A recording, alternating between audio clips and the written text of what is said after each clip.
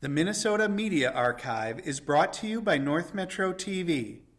Your support helps make the archive possible. Please consider a one-time donation. Run demo. Insert tape. Loading. Playing.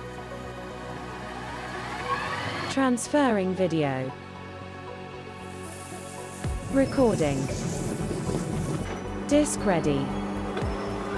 Transfer your videotapes to DVD and digital at North Metro TV. $12 an hour for tapes. $30 an hour for film. Call 76323122803.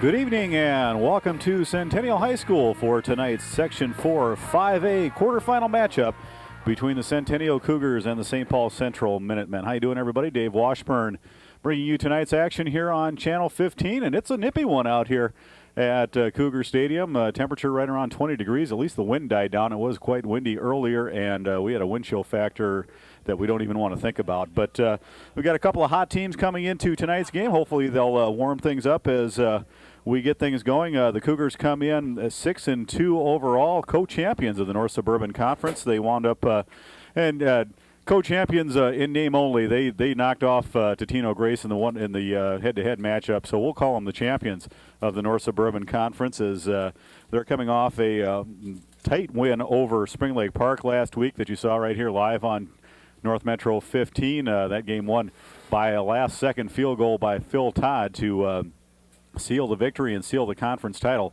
for the Cougars. The St. Paul Central Minutemen, they're 4-4 overall and finished in third place in the St. Paul City Conference. They would have had a much better record, or a slightly better record, but they wound up forfeiting a game early in the season against Highland Park due to an ineligible player, and wound up with the 4-4 record. So a much better team than their record indicates. They were the number 6 seed coming in. The Cougars the number 3 seed coming into the section. Of course, White Bear Lake and Mounds View getting the higher seeds in the section, although they all had the same record.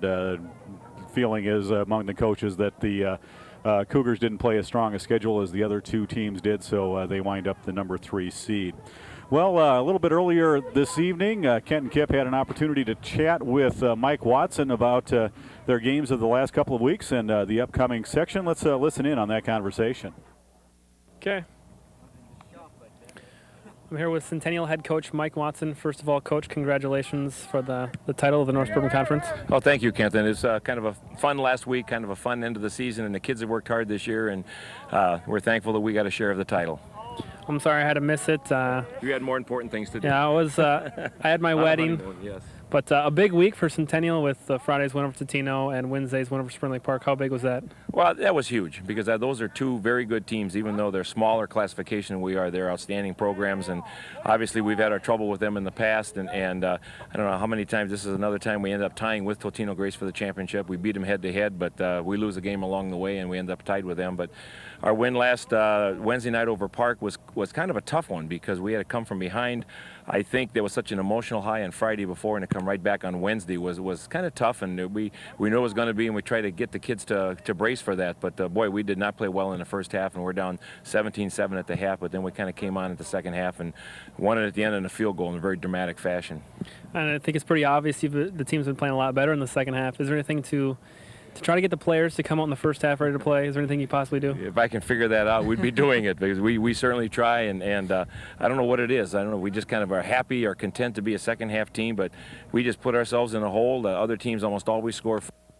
And if you look at a lot of those games, they've had more opportunities to score in the first half, and we've been fortunate we're as close as we are at half, and then all of a sudden things turn around, and we just played outstanding defense the second half, stopped teams, and we're able to score and win the ball game. Well, that second half play has gotten you this far. Now that we're entering the section playoffs, kind of give us tell people at home how the section points work to be able to receive the seed that you got. Well, what happens is you receive points for losses. If you go 8-0, you don't receive any points, and the idea is not to have points. If you lose to a team of the same classification, which we're 5A, then you get 1 point. And if you lose to a team of 4A classification, you get 1.5 points. And if you lose to a 3A team, you get 2 points, although I don't think anybody in our section played a 3A team this year. So we ended up at 6-2. Our losses were to Edina, a very good Edina team in that first game, and then we lost a close one to Irondale.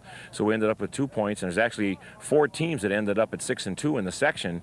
But Irondale's 2 losses were to Totino and to Park, and so they got 3 points, whereas the other 3 teams that each had 2. So we were tied at 2 points with Mounds View, White Bear, and what happens is it goes to a coach's vote, and it always happens until a North Suburban team starts doing better in the section. Those teams are going to get the nod, in a coach's vote. So Mounds View is number 1 because they beat White Bear head-to-head. White Bear's number 2, and we're number 3. Roseville is number 4. They had 3 losses, but they had 3 points, and so they ended up tied with Irondale. And there again, because of the strength of the conference, Roseville got the nod. And they were going to play each other anyway, just a matter where the home game was going to be. And then Central was 6th, and that's who we're playing tonight. And then Arlington out of the St. Paul Conference was 7th. It's just a testament to how strong this section is, where you have teams that are so close together. And receiving the 3rd seed and 6th is St. Paul Central, who you play tonight. And I believe they were 4-4 overall, 4-2 in conference. Give us a preview of St. Paul Central, if you could. Well, they've got some outstanding athletes. Technically, they were 5-3 this year, but they did use an ineligible player, or they had an ineligible player on the squad who didn't play in a certain game, but they had to forfeit that game. So they ended up 4-4. The section, I've never seen the section as tight as it is this year. We've had years where a team with a 3-5 record could be a 4 or 5 seed. And here we're playing a team 5-3 and 6-2 or 4s and 5. So it's a lot tougher. Central has got some great athletes. They're kind of a typical city team. I think they really have trouble getting kids to practice, and sometimes they don't have as many coaches because of economic reasons, and they are, sometimes their coaching is not the best, but boy, they have some great athletes, and they're overcome that. So we've got our hands full tonight with Central. It looks like they've been able to put up some points, and I believe they have a rusher in Velvin. He's almost a 1,000-yard rusher. It seems that they're also susceptible to the pass. Is there a game plan you come into tonight? Well, I think we're just going to try to play our game. We are going to throw the ball, and I think we can try to run on these guys. We got a tape of them against Edison, and that was a shootout. Edison won in overtime, and they were susceptible to the pass, and they are susceptible to the run. Edison ran the ball. They run a wing T, and they were able to get some long yardage plays on that. So I think what we've got to do is we're just hopefully we're going to open up and just come off the ball and play good, hard-nosed offensive line play, and get after them, and then defensively we can stop them. We should have a win. Well, hopefully Centennial will come out strong in the first half. The Centennial Cougars taking on the St. Paul Central Minutemen. Back up to you, Dave. All right, thanks, Kenton. And there you have the breakdown of how the section played out. And let's take a look at some of the numbers. The Minutemen, obviously a rushing team, over 2,000 yards rushing. The bulk of those, as Kenton mentioned, coming from Vel Cobbins, their top rusher, 941 yards, 11 touchdowns on the year. Passing-wise, they're not nearly as strong. And they've racked up a total of 25.6 points per game to Centennial's 18. Centennial a little bit stronger defensively. Centennial gives up about 15 points a game. The Minutemen give up about 20 points a game. So we'll have to see if the Cougars can slow down the running game of the Minutemen. And as Kenton also mentioned, the Minutemen tend to be susceptible to the pass, as they've given up huge numbers passing-wise, and that should play out well for Carl Nowakowski and his 2 big targets, Ryan Olson and Mark Slayton. Olson held to no catches, no yards last week against Spring Lake Park, so he's due to break out. They were double and triple teaming Olson through the game, and there we take a look at the starting offense for the Cougars. And, of course, the quarterback, Carl Nowakowski, having a great year once again this season. He's thrown for 6 touchdown passes and ran for 1 last week. And he's had a pretty decent season, thrown for nearly 1,000 yards, and he's got a passing completion of about 47%. Also in the backfield, look for Matt Gray. He's had an outstanding year as well. He did pick up a touchdown last week against Spring Lake Park, and he did spend part of the year injured, but as you can see, he's made up for that in the games that he has played, and he's rushed for over 500 yards and picked up 6 touchdowns along the way. And so it'll be interesting to see Jared Massey also at fullback, replacing Nate Parcell, who started last week. And Massey's had a pretty good year, had some fumble trouble early in the season, but I believe he's overcome that. He had a great game as well last week. Ryan Olson, as I mentioned, held to no yards, I should say, last week. But he is the top receiver on this team. He's caught 12 passes for almost 400 yards. And then Mark Slayton, the big split end at 6'6", 187. He's a big target out there, and he's going to be a big challenge for Marquise Thompson, the free safety for Central, as he's only 5'7". There you see the big tight end. Kyle Massey across the front line. It's Dieterman, Perez, Tony Richter, Mark Sala, and the center, Mark Dahl. Those guys getting the job done up front very well for the Cougars this season. We'll get you the Central defense when they take the field. The Cougars did win the toss, and they will be receiving and doing the kickoff duties for the St. Paul Minutemen will be Rosbe Tolati, the kicker. He's had a pretty good season. Not a lot of offense, though. He's 15 of 20 extra point-wise and only 1 of 1 field goal. So they've not had many field goal attempts as with an offense like this. I guess they're going for it on 4th down quite a bit throughout the course of the season. The Cougars yet to take the field as see Toilati trying to find an even spot. This field a little bit rough tonight. I don't know if you can see it in your picture there. Looks fine along the sidelines, but you get out in the middle of that field and it is very soft, very muddy. They had a 9th grade game out there earlier this week, and it just really tore up the field. And there you can see in the middle of the field just nothing but mud out there. And we'll have to see if that affects the Centennial passing game more, if it affects the running game of St. Paul Central more. So now we're set to go. And back deep will be Matt Gray for the Cougars. Low line drive kick. And it's taken by one of the up men, fumbled, and the Cougars will just cover it up. And they'll take over in pretty decent field position. They'll have the ball at about the 27-yard line, and that's where they will start 1st and 10. So actually they'll spot the ball at the 28, and that's where the Cougars will start this game.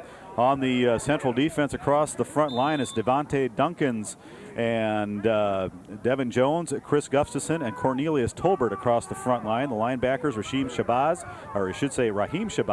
Paul Menard, Adam Stein, and Maurice Fuller. We'll get to the defensive backfield in just a moment. 1st and 10 from the 28-yard line for the Cougars. I backfield, and the handoff will go up the middle. The ball pops loose, but the Cougars were able to cover it up as carrying the ball, I believe, was Matt Gray. And a gain of 3 on the play.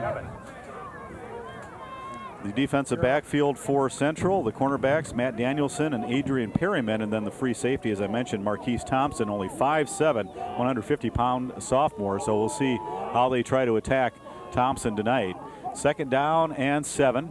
And the handoff this time to Brian Burns. Burns will, after a gain of about 4. And we'll bring up a 3rd down and about 3 to go. Yeah.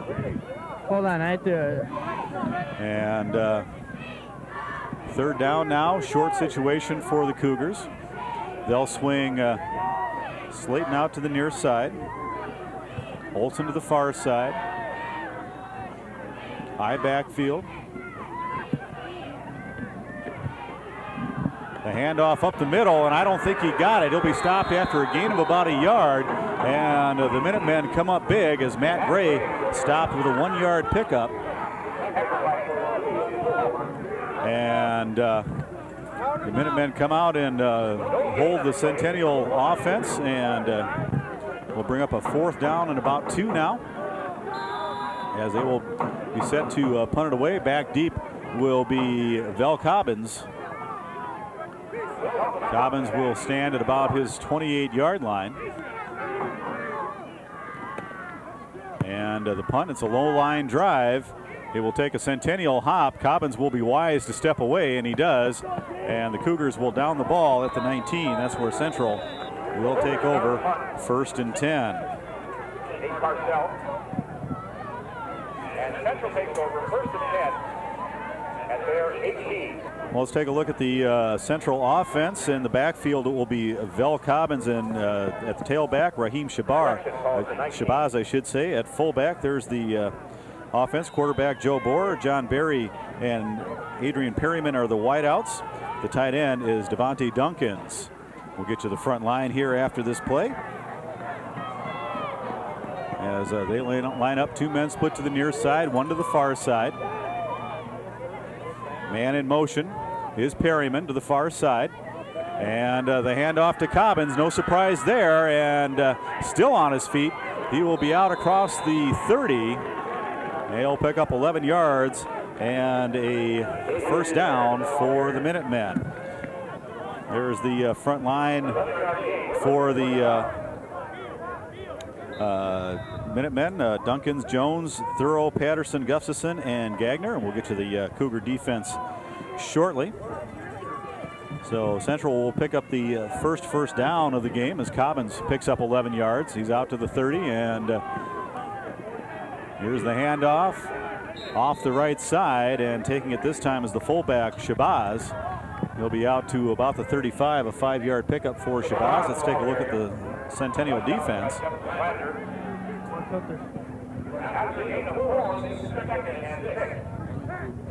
And across the front line will be Mark Sala, Matt Radanke, Travis Bramer, and Kyle Massey. We'll get to the defensive backfield shortly.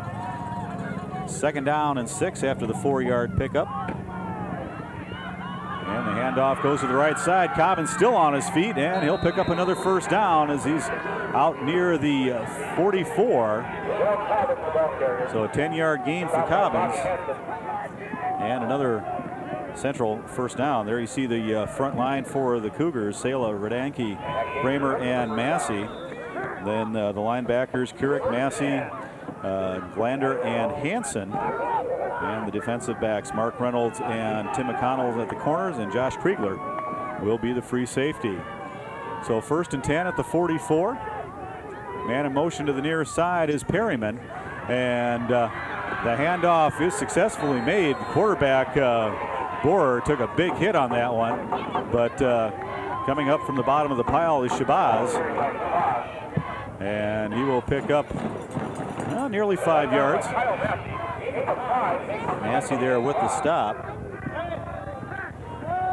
So 2nd down and 5.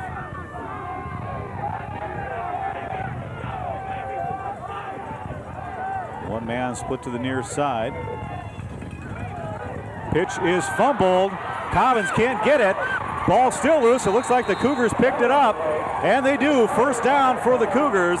Ball recovered on the play by Bobby Hansen.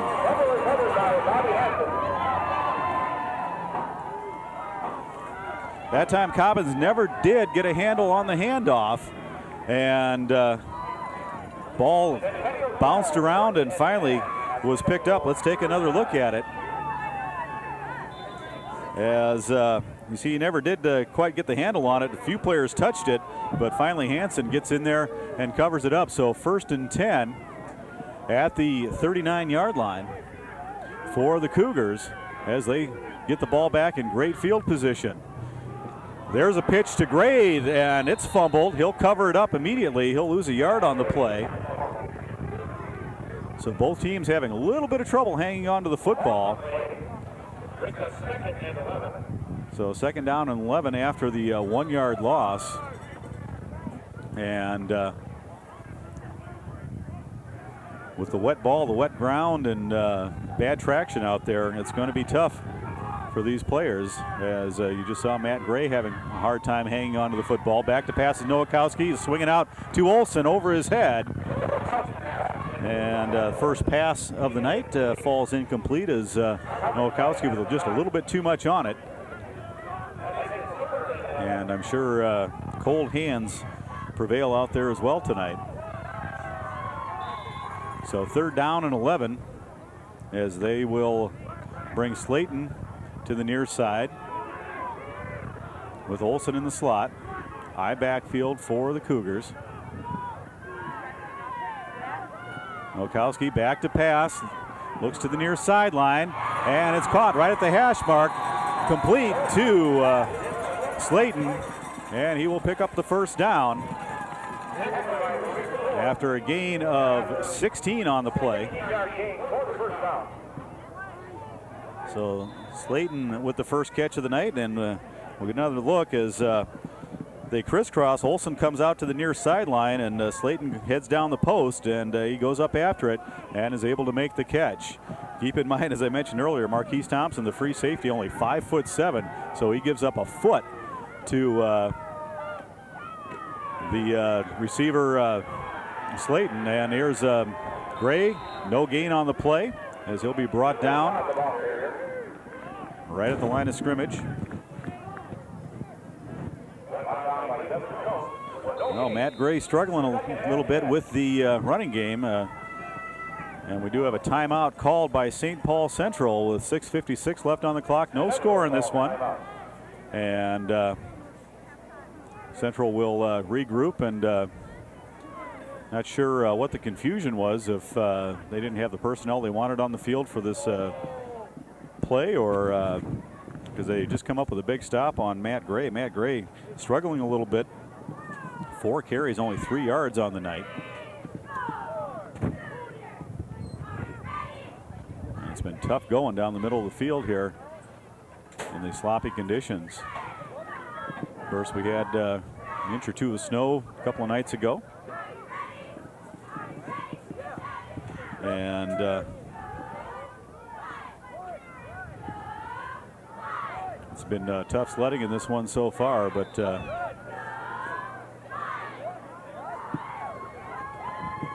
Cobbins doesn't seem to be having too much of a problem, though. He's got 2 carries for 21 yards so far on the evening, and that's about his average. He averages nearly 11 yards a carry. So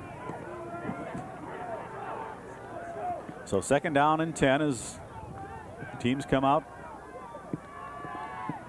It'll be Slayton split to the near side. Olson in the slot.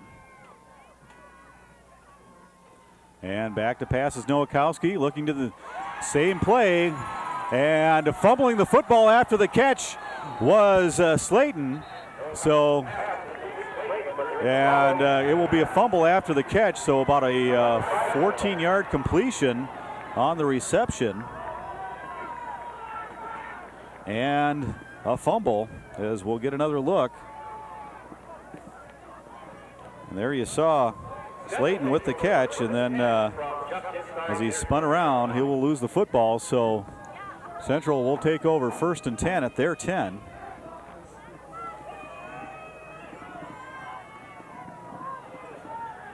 They will split John Berry out to the near side. He'll be covered by Mark Reynolds out there. Cougars show a blitz, and they come. Handoff goes to, I believe that's Cobbins. And he will pick up about 4 yards after all the motion there. And yep, that was Cobbins on the carry, so about a 5-yard pickup for Cobbins. And here you go. Look at, he gets spun around and stays on his feet, keeps the feet moving, but Hansen gets in there and makes the stop and brings up a 2nd down and 5, just shy of the 15-yard line. Once again, they will split Berry and Perryman to the near side. And the handoff will go to, I believe that was Perryman that got it on the end around. And yeah, it was, and he'll be close to that 1st down, and he picks it up. So 5-yard pickup for Perryman.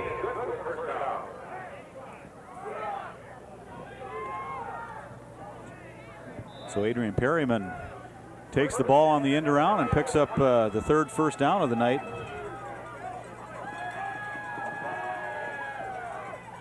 for Central. Here comes the pitch to Cobbins. Hansen in the backfield. He gets around him, gets by Massey. He'll take it back the other way. He'll pick up about 10 yards and slips and falls as he's out across the 30-yard line. So a 14-yard pickup for Cobbins.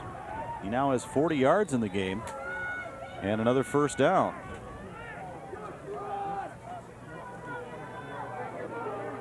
Here we'll get another look and see Hansen break through, but couldn't quite wrap him up. He gets by Massey there and finally slips and falls. Here's the 1st and 10 play. Here's Cobbins again. No, check that. It's going to be Shabazz, and he's going to pick up about 12 yards and another first down.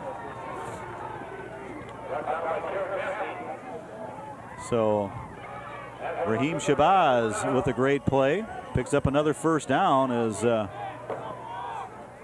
right now Central doing a nice job running the ball as they're out across the 45 now, almost to the 46. And once again, they'll split Barry and Perryman to the near side. High backfield. Hand off to the first man through. And taking the ball on the carry was Shabazz once again. This time he's wrapped up in the backfield.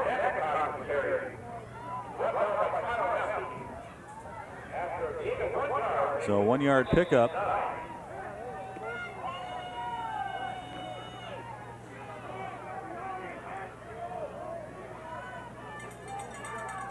And a second down and 9 to go.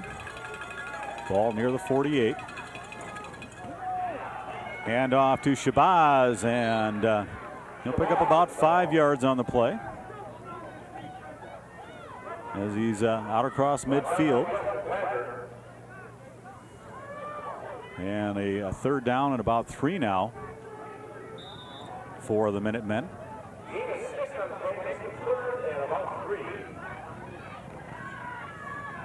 Nose of the ball right at the 47-yard line. Once again, they'll split Perryman to the near side. High backfield for the Minutemen. The handoff to Shabazz. His knee went down. He slipped as they tried to get the legs going, and no gain on the play. He may even lost a foot or two. That'll bring up 4th down. And let's take another look as he just had a hard time getting the wheels going there as you see the knee go down. And it'll bring up a 4th down situation. Actually loses a yard on the play. And the Minutemen will be forced to punt it away.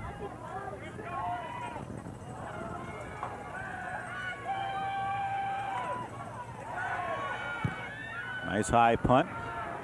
Phil Todd will just let this one roll. It will take a Central bounce, and it will be down at the 12-yard line, and that's where the Cougars will take over 1st and 10. So the Cougars will start from a bit of a hole as we're near the close of the first quarter here. 2.5 minutes left to play. No score as of yet.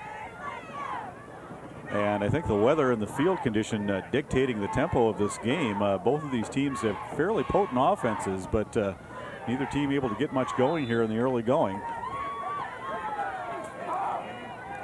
Cougars will split Ryan out to the far side and Slayton to the near side.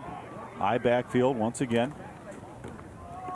And the handoff to Gray. This time Matt Gray has no problem hanging on to the football. He'll be out across the 15 to about the 17. Give him a gain of about 5 on the play. So 2nd down and 5 now for the Cougars. This time they'll split both wideouts to the far side, Slayton and Olson. Massey will be in at fullback. And they do give to Massey. He's got some running room, and he'll have enough for a first down as he's out to the 25-yard line. So a gain of 8 on the play for Massey. And First down of the night for the Cougars, as you see Massey find a hole and squirt through to pick up the first down. So the Cougars on the move now at the 25. In motion goes Olson to the far side. Here's the handoff. Gray out across the 30. And he will pick up about 6 yards on the play. And there you see Gray just follow his blockers as they open up a nice hole for him. And he pushes his way forward for a 6-yard gain. As the Cougars now starting to move the ball a little bit. Slayton split to the near side, Olson to the far side. Shift in the backfield as Gray will come up. And the handoff up the middle. Looks like that could have been Parcell. Yeah, it is number 34, Nate Parcell. Will pick up about 3 yards on the play.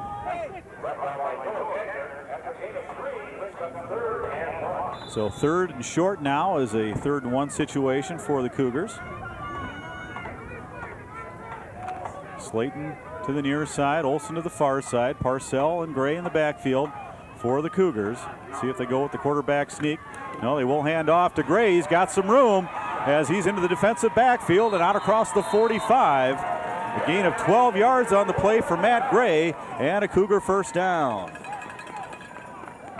So Matt Gray starting to rip off some good chunks of yardage now. 7 carries, 26 yards for Matt Gray. And there you see him bounce off one of the blockers. Actually, that was the Massey run, but take my word for it, that was a nice play by Matt Gray. And that is the end of the first quarter with the score 0-0 as we are underway in this Section 4-5A quarterfinal game. Winner of tonight's game will move on to face the winner of White Bear Lake and Arlington. They're playing that game at White Bear Lake tonight. Other matchups will feature the 4 and 5 seed. Roseville will be hosting Irondale. And Mounds View, of course, getting the bye with the number 1 seed. So Mounds View will face the winner of Roseville and Irondale next week. And as I mentioned, the winner of this game will move on to face the winner of St. Paul Arlington and White Bear Lake.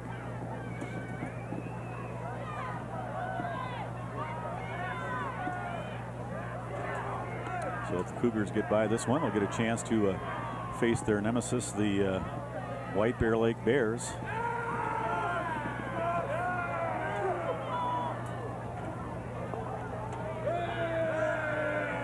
So 1st and 10, ball just across the 45-yard line as we start the second quarter of play. Both receivers will be split to the far side, I backfield for the Cougars. The handoff to Matt Gray. He'll pick his way through and nowhere to go for Matt Gray. He'll lose a foot or two. And he had a hard time getting the feet moving in that muck out there in the center of the field.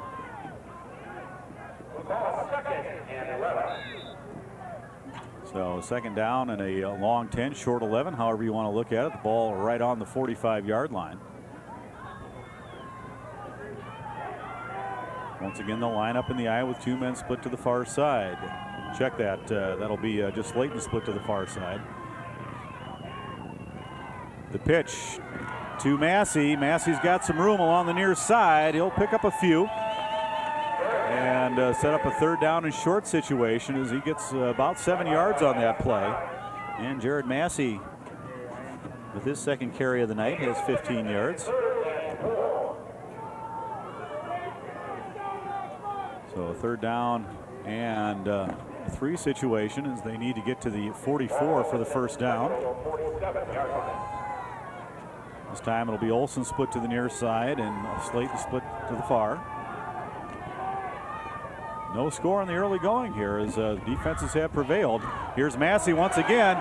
He's into the backfield across the 30. One man to bring him down. That's Thompson. And the diminutive Marquise Thompson there to make the stop.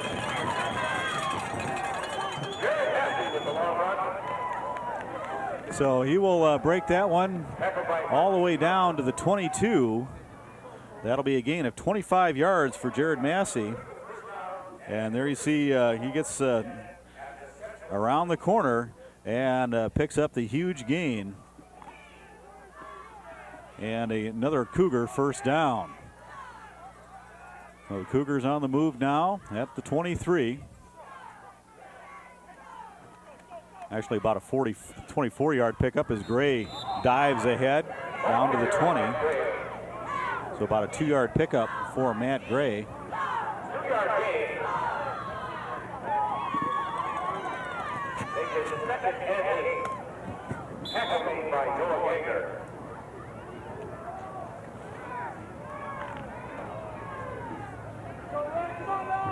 So second down and about 8 to go now for the Cougars. They'll have 2 men split to the far side. High backs once again. Central shows the blitz. Here's Massey through the hole and touchdown. Jared Massey, a 20-yard touchdown run.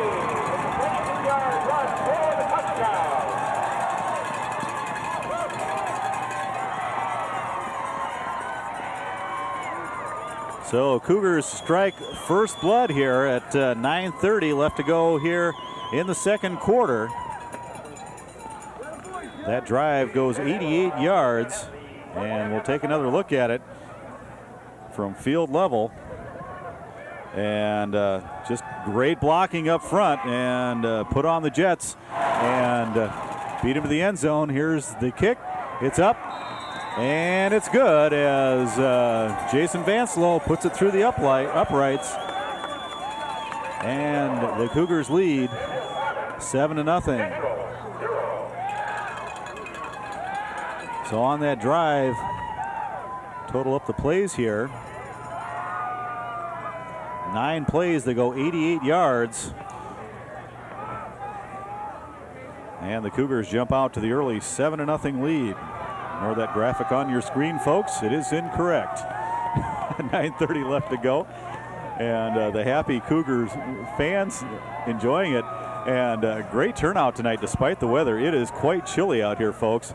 And we have a full house. There are even not too many folks on the central side, but they're lined up around the fence on the Cougar side. And let's take another look at that play as you see the handoff to Massey. And great blocking up front. Just left a hole that even I could have made some progress through. And the Cougars strike first and are on top by a score of 7-0.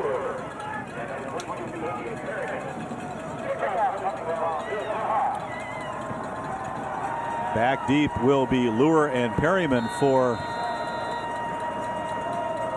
the Minutemen. Phil Todd will kick it away. Low line drive kick, squibs in, and they're having trouble with the ball. The Cougars may have gotten it back, but no, it will be covered up by the Minutemen. As coming up to cover that up was Perryman, and the Minutemen will take over. 1st and 10 at about their 16-yard line.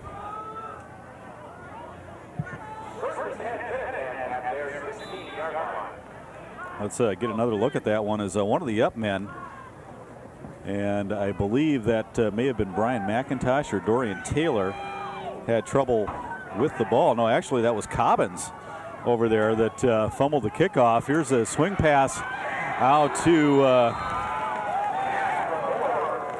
Perryman, and he will lose about 5 yards on the play.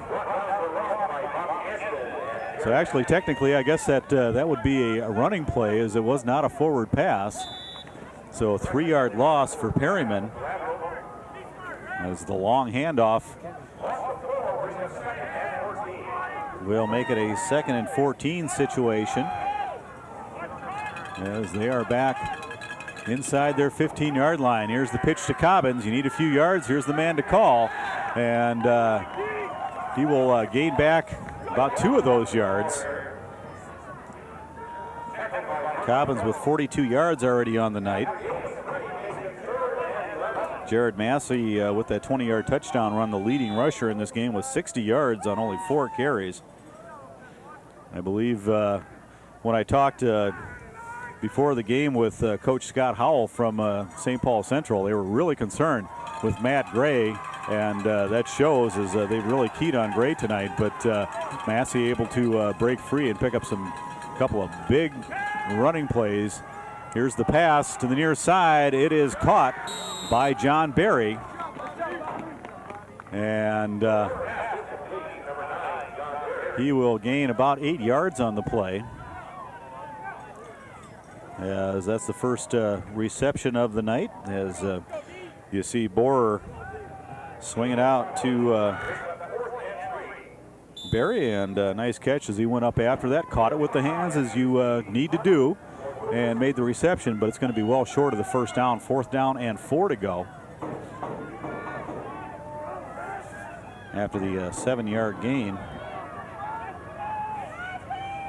And St. Paul Central will be forced to punt it away. Phil Todd will stand near midfield. Should be able to catch this one on the fly, and he does at the 49. Finds a little room to run along the near sideline, leaps over a defender, and a flag is thrown on the play. We'll have to see what the penalty is, as he was brought down at about the 40-yard line. And we'll check the call shortly, and it will be holding against the Cougars. We'll see if we can see it on the replay here, as there you see Mark Reynolds with a nice block there. And yeah, not sure where the hold came in, but flag came out nonetheless. So that will bring it back to the midfield stripe. First penalty of the night goes against the Cougars. So they will take over at the 50-yard line and start to work here with a short field. 7:12 left to go here in the first half. The Cougars on top, 7-0.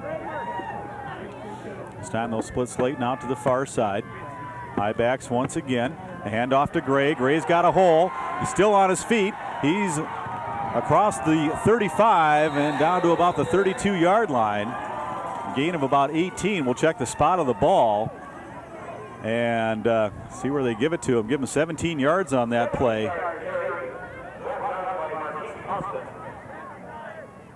So 45 yards on the night for Matt Gray, and another Cougar first down. Now they'll split Olson to the near side, Slayton to the far side. Nowakowski under center. And the handoff, I should say, taken by Pedro Salazar. And Salazar, with forward progress, is going to pick up about 5-6 yards.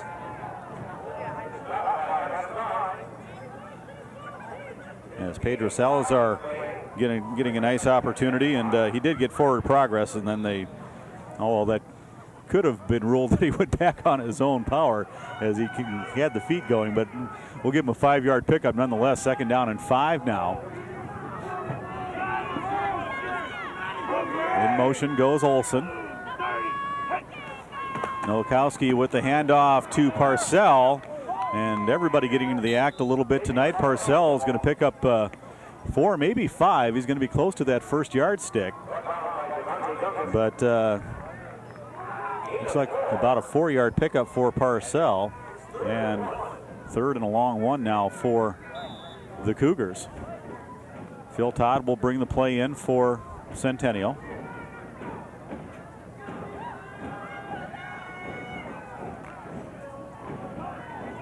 They'll split Todd out to the far side, Olson to the near side now as Slayton comes off. High backs once again for the Cougars. On 3rd and 1, the handoff to Parcell. He's got the first down and then some as he's inside the 20. Gain of about 4 yards on the play for Nate Parcell, and another Cougar first down. There you see it right across the front line. Parcell once again picking up some great blocks, keeps the legs turning, and works his way through the grip of the linebacker Paul Menard. So 1st and 10. Ball inside the 20. And Nowakowski will keep it himself. He's got some room to run if he chooses to. He does. Cross the 10. Touchdown.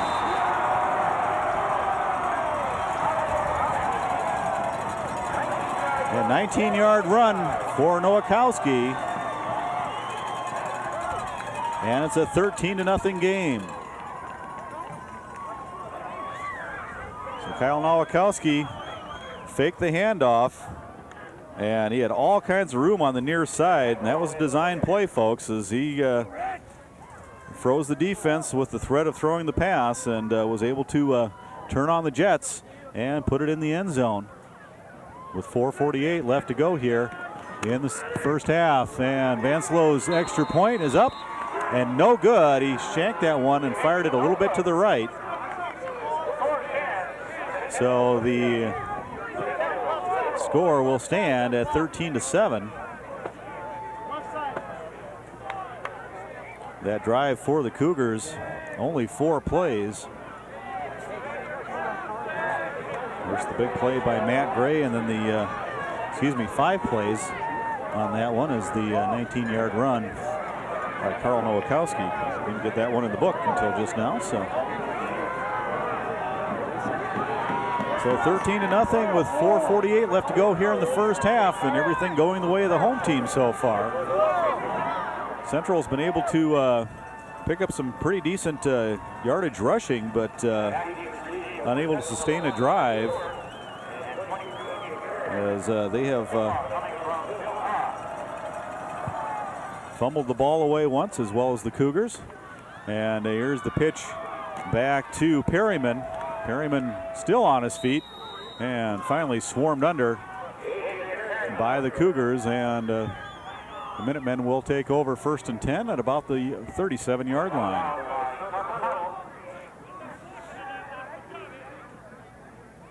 And there you see the pitch back to Perryman. He dodges a couple of tacklers and finally swarmed under there. So the ball at the 27, that's where the Minutemen will take over. They will split John Berry to the near side. Perryman split to the far side. Fake the pitch and hand it off on the left side, and there taking the ball was Brian McIntosh, number 36, and a flag flies high.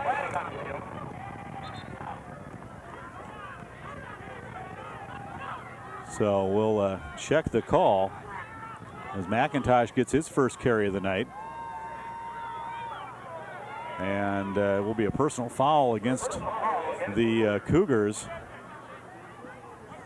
So we'll check the spot of the ball. As there you see McIntosh. Not sure if there was a late hit or what transpired after the play. It'll be a 15-yard penalty after the 3-yard gain by McIntosh. And the Cougars penalized for the second time tonight. They've been penalized for 25 yards now.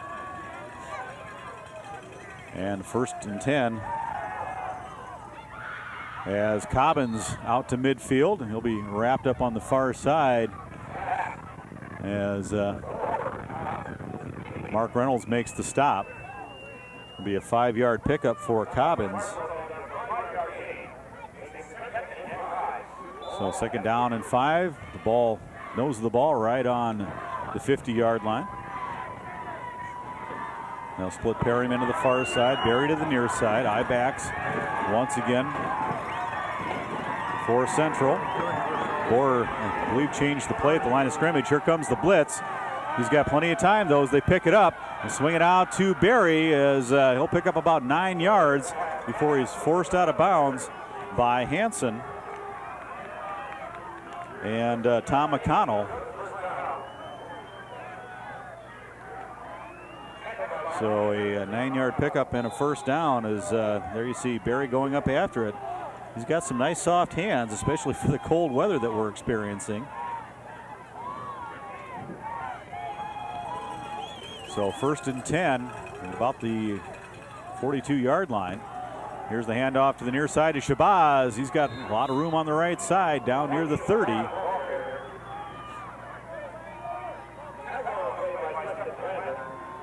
And And Shabazz will pick up about 8 on that one.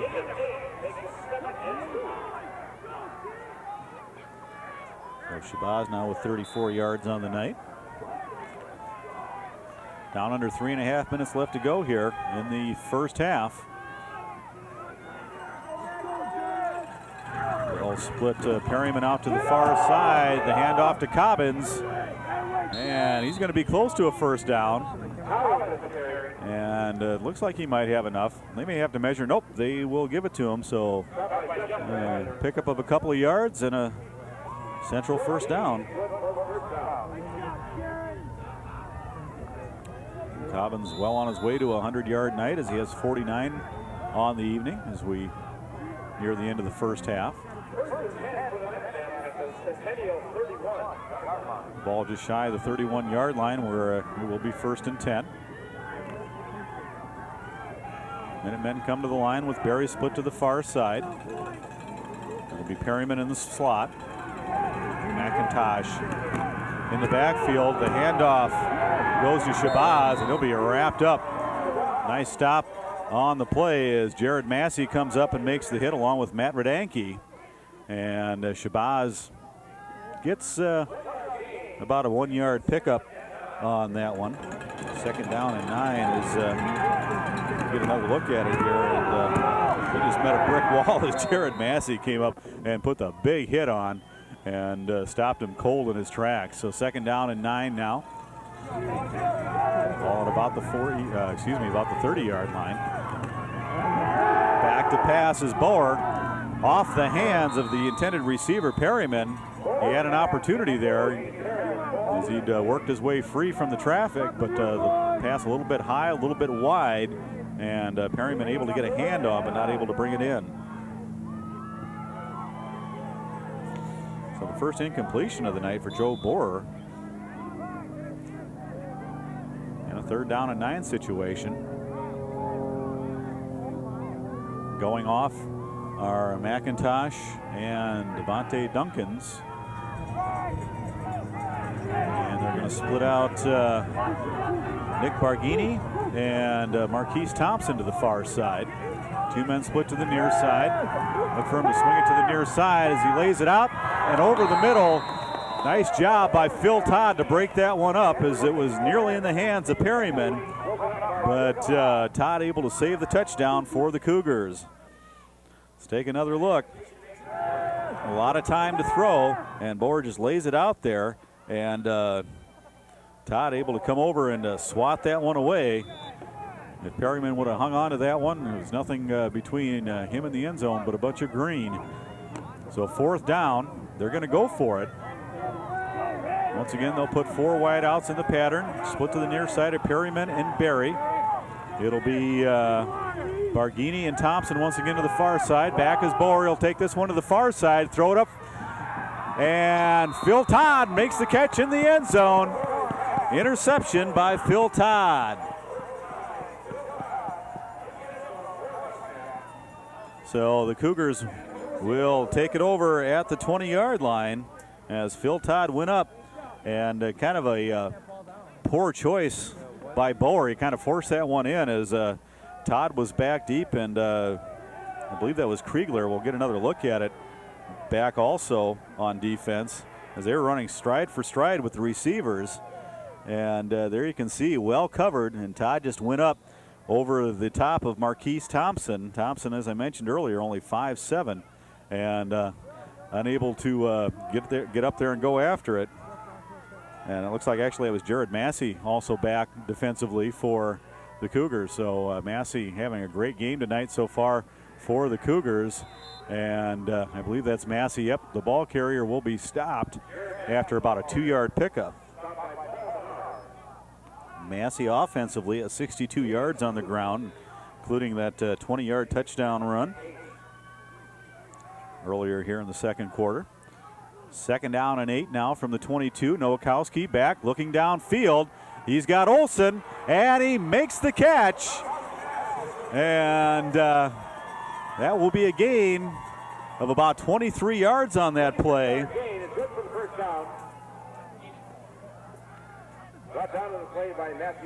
So another Cougars ball, first and 10. Nice play by the Cougars as Nowakowski is able to find his man Olsen on the far side. And there you see him go up after it. Here's Nowakowski again. This time the pass tipped at the line, or he was hit as he let it go. Coming in defensively was Cornelius Tolbert there to force the incompletion. So 3 of 5 on the night for Nowakowski for 53 yards.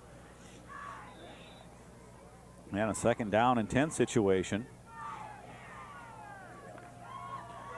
There's what you need to be wearing tonight. That's probably the warmest person out here tonight in the Cougar suit. Handoff up the middle. I believe that's Gray. It is. And they'll pick up a first down and then some. Check that was Massey, and he'll pick up 23 yards on the play, 24. And another great run by Jared Massey, as he now has 86 yards on the night.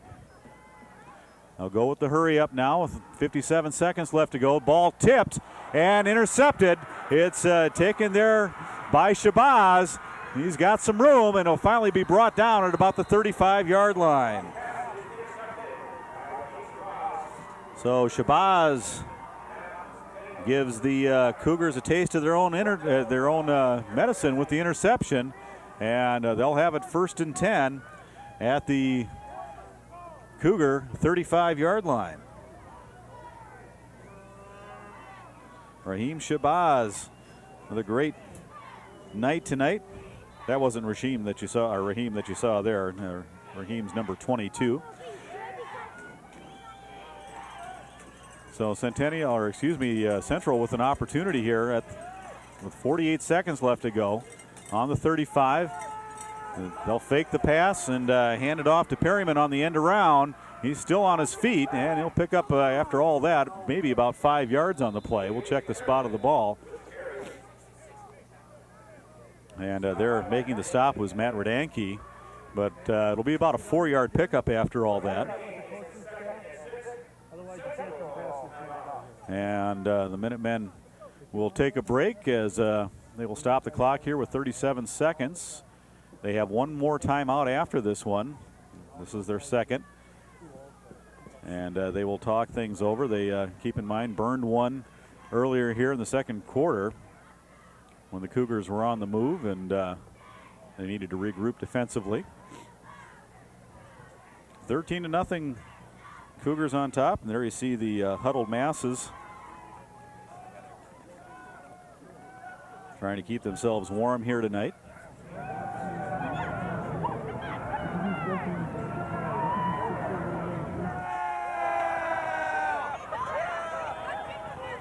you see some of the fans enjoying themselves tonight.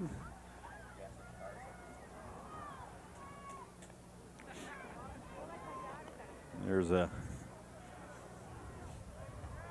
dress of the hour, I should say. All right, here we go. 2nd down and 6. They'll split Barry out to the near side. 4 wideouts in the pattern once again. Here's Boer looking deep to the corner. He's got a man, and in and out of the hands of Adrian Perryman. Boer's pass intended for Adrian Perryman. And Perryman was open. Ball thrown a little bit behind him, but that was a very catchable play as we'll take another look. Clock stopped with 30 seconds. And there you see Boer, lots of time, lays it out there. And Perryman just had to reach up and catch the ball and just couldn't hang on to it. So a 3rd down and 6 now. And we'll see if the Cougars can dodge the bullet here with 30 seconds left to play here in the first half, up by 13 points. High backfield. Once again, Boer back to pass. He'll swing it out to Cobbins. Cobbins slips, but his knee doesn't touch. And Kyle Massey will bring him down after Jared Massey set him up with the hit. He made it back to the line of scrimmage, but part of a Massey sandwich there as Kyle and Jared put the hurt on, and they will call their last time out on 4th down. No gain on the play for Cobbins. And here you get another look as they swing it out to Cobbins. And both Jared and Kyle meet at Cobbins at the same time and put the punishment on Val Cobbins. So 4th down and 6 when we resume play. 18 seconds left on the clock. Too distant for a field goal, so Guarantee Central is going to probably put 4 wideouts in the pattern and go for the end zone.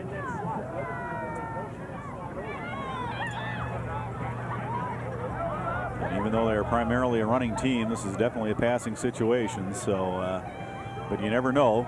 It's also the kind of play that you may see a draw on.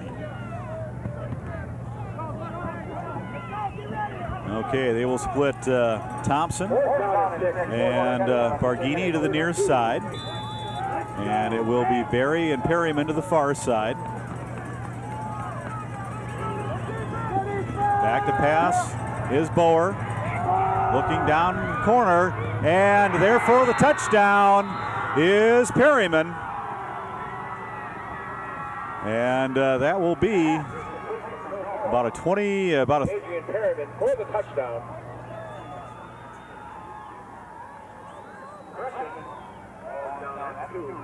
Okay, he was actually down at the 2, so Perryman knee touches at the 2-yard line.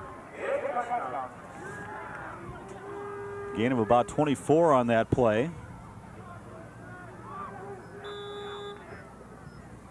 And they will try the field goal, as on to attempt it is Tolati. It's up, and it's good. And actually was a touchdown. So, yep, they will say he did score the touchdown. So it is 13-7.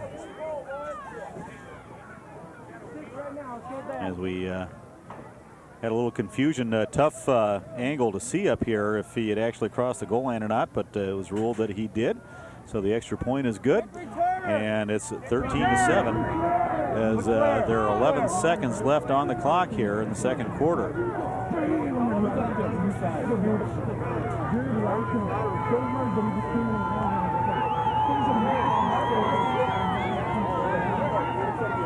Let's see if we can get another look at it here.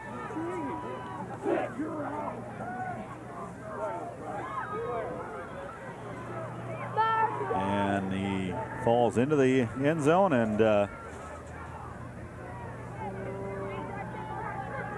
31-yard touchdown pass to Perryman makes it a 6-point game.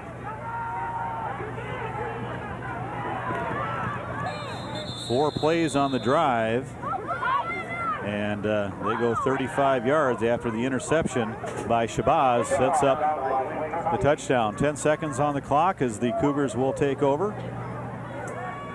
They'll have it 1st and 10 at the 37-yard line.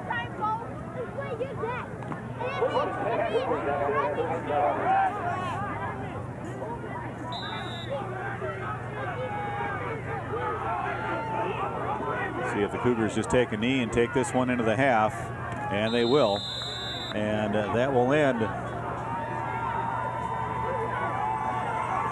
the first half of play with the score. The Cougars 13 and the Minutemen 7. And we will take a timeout and be back right after this.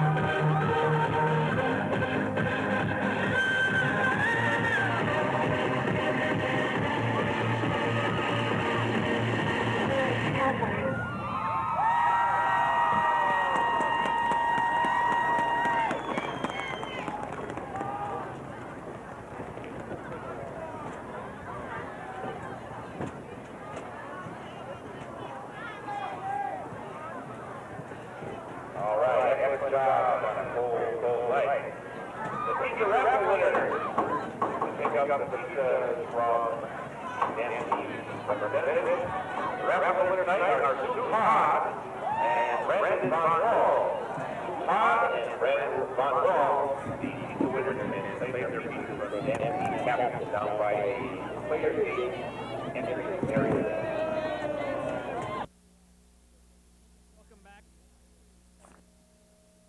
I mean, it's a good first half for the Cougars. Normally they're trailing. Sometimes they're trailing at halftime, and they have to battle back for the second half. This time they do have a 6-point lead. They kind of gave up that last touchdown at the end. Let's see if they can play with the lead, and they're going to have to cut down the turnovers. Otherwise, it's going to be a long night for the Cougars. So hopefully stop the turnovers, and it'll be a completely different game. Cougars able to run the ball with Gray and Massey and come up with the victory, and we'll see them at Wiper Lake. So back up to you, Dave. Thanks, Kenton, and let's take a look at those numbers. Yeah, actually, turnovers even, a fumble and an interception on each side. The Cougars having a pretty nice night rushing the ball. They've got 23 attempts, 170 yards on the night, led by Jared Massey with 6 runs for 86 yards, including a 20-yard touchdown run. They do have the one fumble. Carl Nowakowski, not a bad night, 3 of 6 passing for 53 yards, and he has the one interception as well. Total yardage for the Cougars in the first half, 223. They were penalized twice for 25 yards, 198 net yards. They picked up 7 first downs in the first half. For the Central Minutemen, 20 rushing attempts for 92 yards. They were, of course, led by their top rusher, Vel Cobbins, but Raheem Shabazz not too far behind. Cobbins had 8 rushes for 49 yards. Shabazz, 8 rushes for 35 yards on the night. They did have one fumble as well. That came on a kickoff. Passing-wise, Joe Bohr, not too bad. 3 of 7 on the night for 49 yards and an interception. Total yardage for Central, 134 yards on the evening. No penalties in the first half. They played a nice, clean first half, and they were able to pick up 8 first downs, so things pretty even. A couple of big plays for the Cougars were able to put them on top. Of course, they scored first on the 20-yard touchdown run by Jared Massey.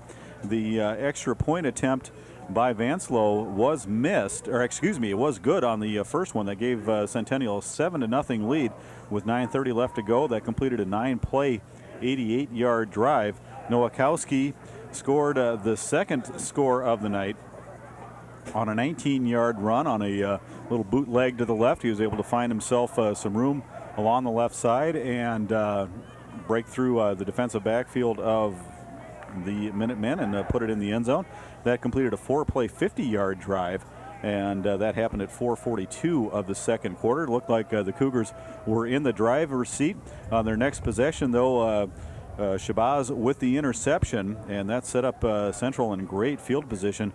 They got the ball on the Cougar 20 or 35-yard line, and were able to complete a 31-yard touchdown pass from Bohr to Adrian Perryman. That completed a 4-play, 35-yard drive, and with 11 seconds left in the first half, we're able to make this a 13-7 game after the extra point up and good by Rose Bay Tolati. So for Tolati, that was his 16th extra point in 21 tries on the season, and that, as we mentioned, made the halftime score 13-7. As Kenton mentioned just a few moments ago, the winners of this team hoping to make the trip to White Bear Lake. White Bear Lake playing St. Paul Arlington tonight. St. Paul Arlington 1-7 on the season, and White Bear Lake 6-2.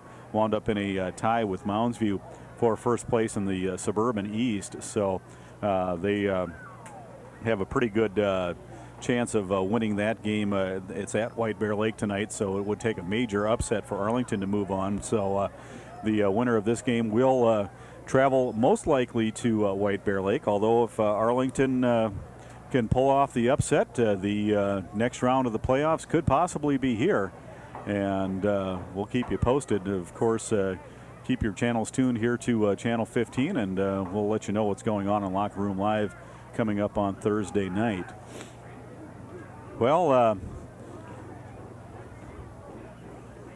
just about set to go for the second half kickoff. The Minutemen will be taking the ball back as they start the second half here, and see if they can continue their momentum, as they picked up a little momentum on that interception and big play to Adrian Perryman to make this a one-score game.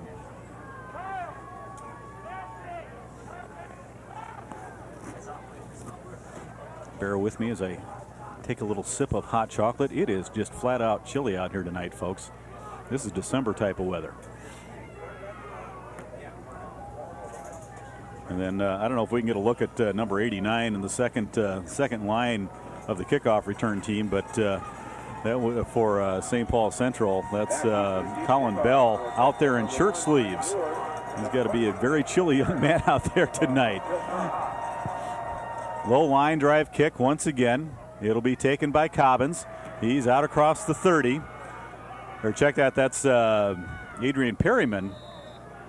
Out across the 25 to about the 28-yard line, and that's where Central will take over, 1st and 10.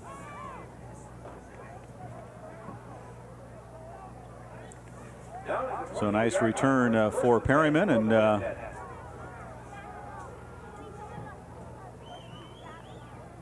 they'll have it 1st and 10 at the 28 as they come to the line. Split to the near side will be Perryman. High backfield is now seeing a lot of time at fullback is Brian McIntosh. He had one carry in the first half. And Cobbins will start the second half as he started the first half for the Central Minutemen. He'll pick up about 5 yards. 5 yards in on the play, brings up 2nd and 5. And make it a 2nd down and 5. Although his first run of the game, he picked up 11 yards, so the Cougars able to slow him down here a little bit. Start the second half. He had 49 yards rushing in the first half. Now they'll split John Berry to the near side at 2nd down and 5. McIntosh in the backfield. The handoff to Cobbins once again. And Cobbins barely makes it back to the line of scrimmage. May have even lost a yard on the play. Jared Massey there on the stop, along with Andy Couric coming over to help out. No gain on the play. No gain on the play, and it's 3rd and 5. And 3rd down and 5 now. And we have an official's timeout, as it looks like we have an equipment problem. And I think they're trying to bang the mud out of the helmet of the center. That's Felipe Patterson. As they finally get things cleaned up, get his hat back on, and now we're set to go 3rd down and 5. As it is a mucky situation out there in the center of this football field. 2 men split to the near side will be Berry and Perryman.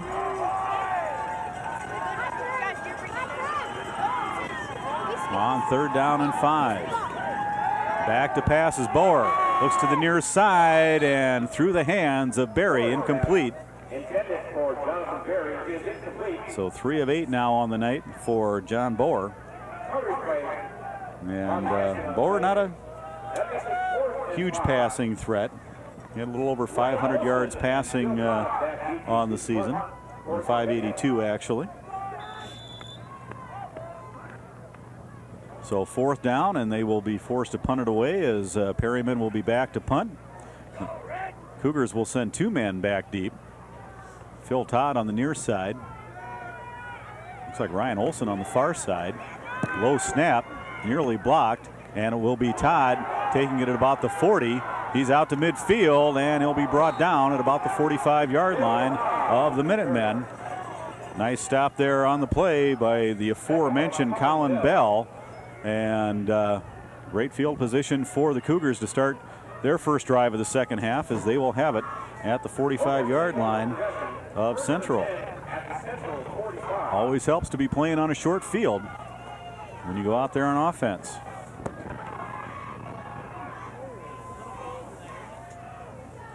They will split Slayton out to the far side. It'll be Olson to the near side. Looks like Parcell and Gray in the backfield for the Cougars. The handoff to Parcell. He lost the football. It's still loose. And Central says they have it, and they do. So Nate Parcell, I'm not sure that he ever got the handoff.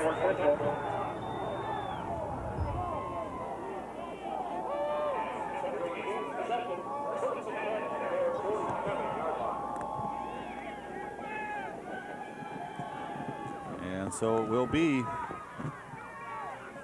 1st and 10 for Central near midfield. They'll have it at the 47-yard line after the fumble.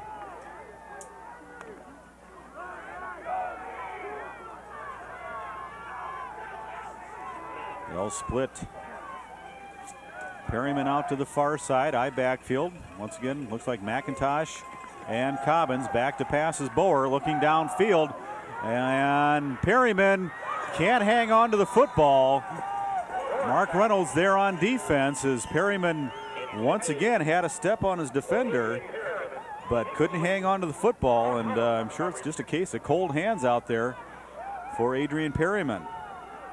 So 2nd down and 10 as they go for it all on one play here. And the ball falls incomplete after it goes off the hands of Perryman. This time they'll split Barry as the wideout, Perryman in the slot. They'll hand it off to Cobbins. He's got some room, and he'll be wrapped up by Andy Keurig after about a 5-yard pickup. So 3rd down and 5 now.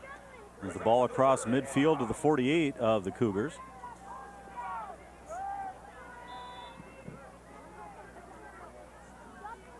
Centennial on top by a touchdown, actually by 6. And the Minutemen trying to even up the score here or take the lead. They will split Nick Barghini to the far side. And there's a swing pass. Barghini tried to stop and go back after it. His legs go out from underneath him, and on this very slippery track, from the angle that you're looking at it right now, folks, it's very difficult to see how rough this field is. It is just flat out slick out there, as the center part of the field is mostly mud. And on 4th down, they'll be forced to punt it away. So the Cougars will dodge the bullet here. They'll get it back in much worse field position than they had it, but at least they will come out of this without being scored on. So Perryman back to punt it away. Olson and Todd. High snap this time. And Keurig in there trying to attempt the block. Olson has a hard time hanging on to it. He'll be wise to cover it up, and he does. And the Cougars will take over at about the 20-yard line. So rough going here as we start the second half. And actually it'll be about the 19 where the Cougars take over. So they'll lose nearly 30 yards on the change of possession, I should say. And they'll have it 1st and 10 at their own 19. I'll split Olson out to the near side. And Slayton out to the far side. High backfield. Handoff to Todd, I believe. We'll get a look. Nope, that is Gray. Okay. And Gray will pick up about 15 yards on the play. There you see Gray pop through the hole and pick up the first down and then some. As Cougars get their first down here the second half. And here's Jared Massey. He'll pick up 11 yards and another Cougar first down.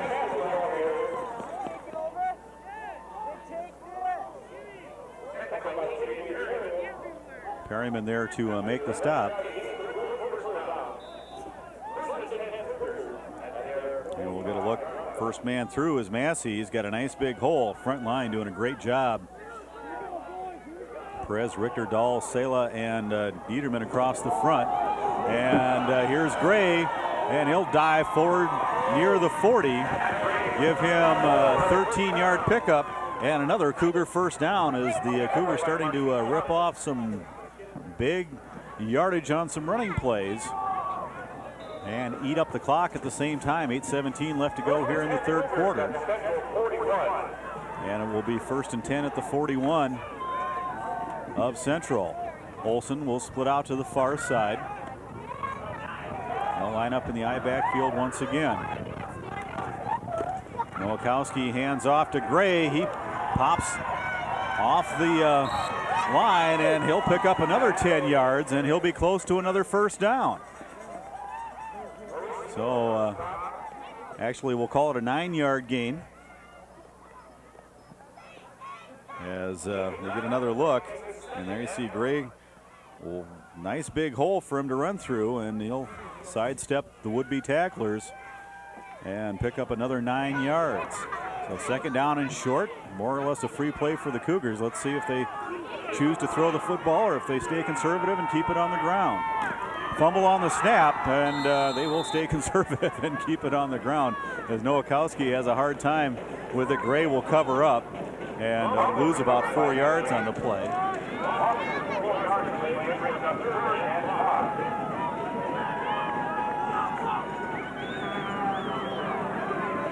Nowakowski, I don't think ever got the snap. Nope. And I believe Mark Dahl just slipped as he went to hike that football, and Nowakowski never had a chance. The ball was about a foot below his hands and never saw it coming. Here's Nowakowski under pressure and nearly picking off the pass was Cornelius Tolbert. Nowakowski's going to lose. Now we'll see where they spot it. Or actually it will be an incompletion, I guess, so it'll bring up a fourth down. So Nowakowski with his first pass attempt of the second half. And the Cougars will be forced to punt it away as the officials will talk things over. I think that Central may have wanted an intentional grounding call.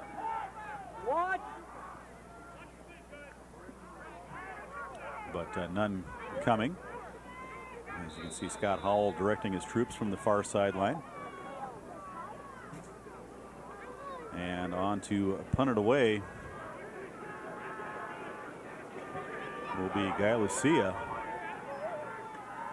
Fake the punt. Here's Massey. First down for the Cougars, still on his feet. And he'll be down to about the 25-yard line. A gain of about 11 yards on the play for Jared Massey. And a Cougar first down on the fake punt. So, a little razzle-dazzle by the Cougars here as they move the ball. And they have it inside the 25-yard line. And pick up another first down. Fourth first down on this drive as the Cougars methodically moving the ball down the field. Running clock at the same time. 6.5 minutes left to go here in the third quarter. Nowakowski with the handoff to Gray. Gray pulls his way forward. He'll be down near the 20, still pushing forward. Still no whistle. And finally, Gray brought down at the 20-yard line. That's going to be about a 4-yard pickup for Matt Gray. And He was just moving the pile. Stopped by the entire Central defense. Let's listen in.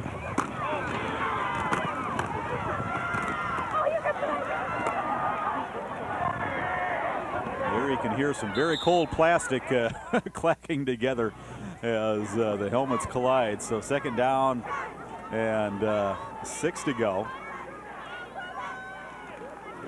The handoff to Gray. He's got a hole, and he's down inside the 10 to about the 6. 15-yard pickup for Matt Gray. And another Cougar first down, as they'll have it 1st and goal now. And front line for the Cougars just ripping big holes for the running backs. As you see Gray go through the line untouched until he's brought down by Maurice Thompson in the defensive backfield. That's the free safety making the tackle 15 yards up the field. So 1st and goal now for the Cougars. Ball at about the 6. And this time Gray's going to be stacked up at the line of scrimmage as popping through is Chris Gustafson. And we'll have a loss of about 2 on the play.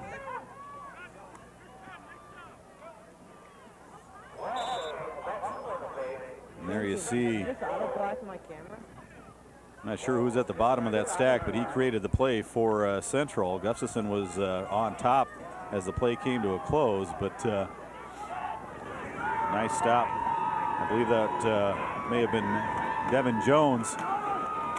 And here's Massey. And he'll be brought down at about the 5-yard line, so pickup of about 3 on the play for Massey. So 3rd and goal now at the 5. And here you'll see Massey come through, and he'll be wrapped up and brought down hard as they're on the stop. Big number 70, Noah Gagner. Now this time they'll split Slayton out to the far, or to the near side, I should say. High backs once again for the Cougars. Here's Nowakowski. He's going to swing it out for Massey. He falls down, and I believe he made the catch. He did. And they will spot it at about the 2. So about a 3-yard pickup on that pass.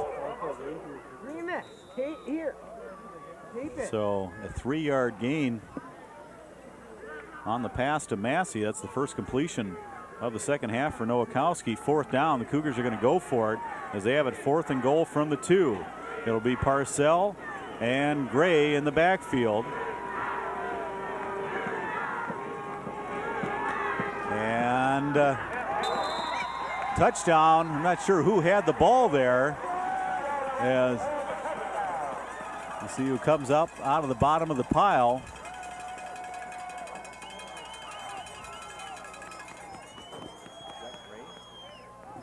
And Matt Gray with the touchdown run.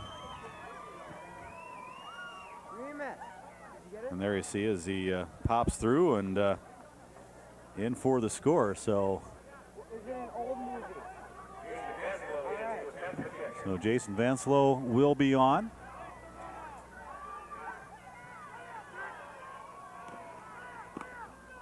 And they fake it, go for 2, and the 2-point conversion to Massey is good. And that pushes the lead out to 21-7. The drive goes 81 yards.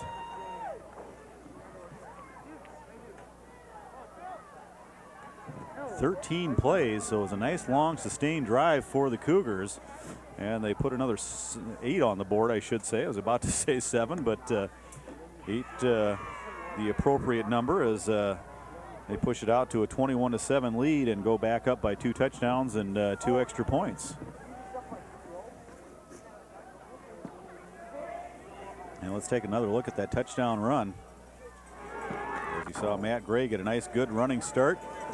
Front line opened up a big hole for him, and he's in for the score. And was actually stopped about 3 yards deep in the end zone. Here's Phil Todd. Taken by Perryman. He's across the 30 to the 35, across the 40, or excuse me, across the 20 to the 25 and across the 30. And Olsen will bring him down, and they will have 1st and 10 at the 33.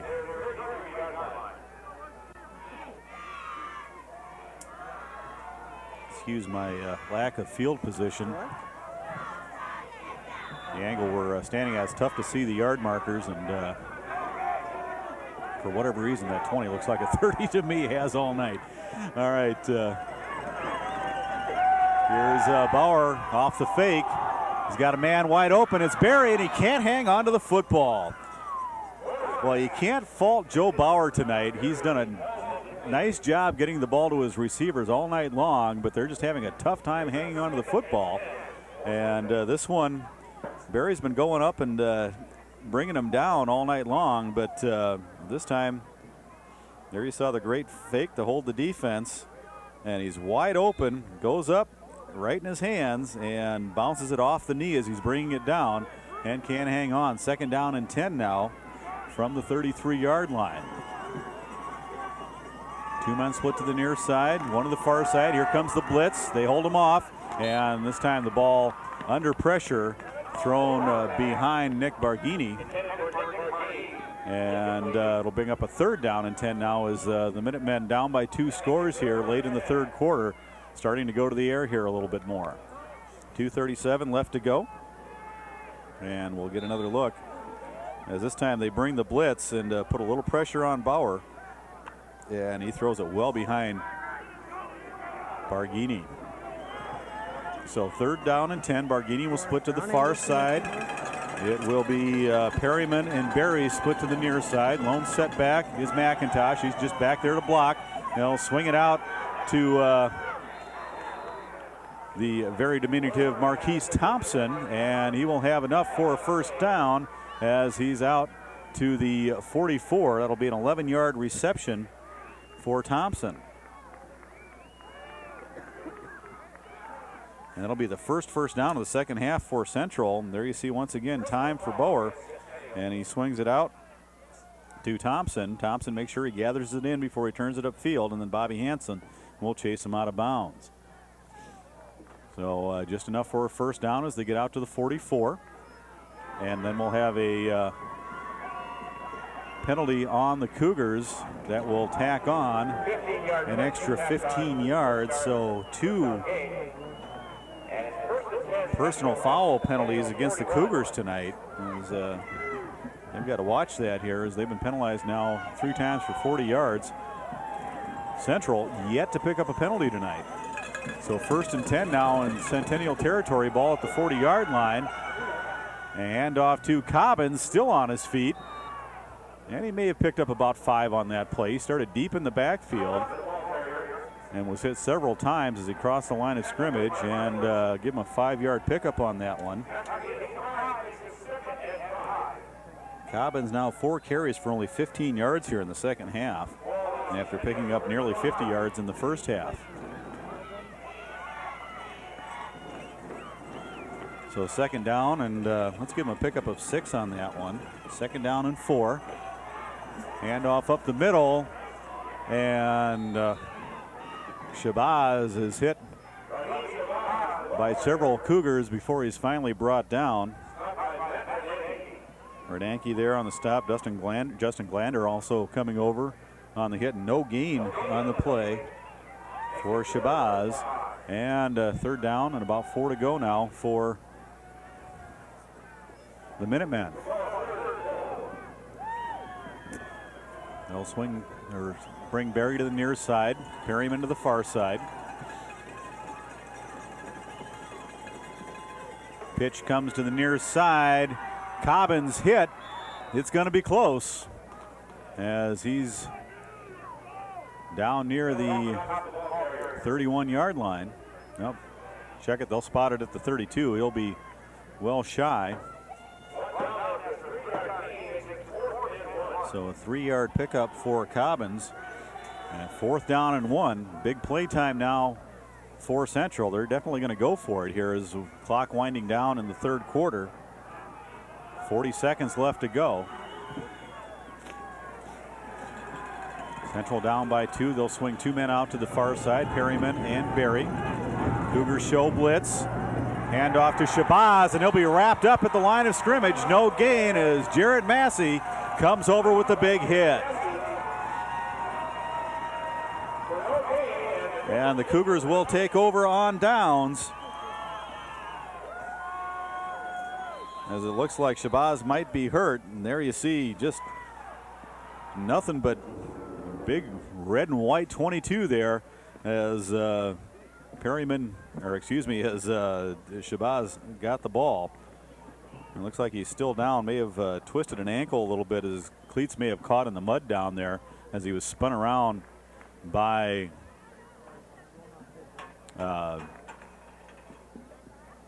Massey.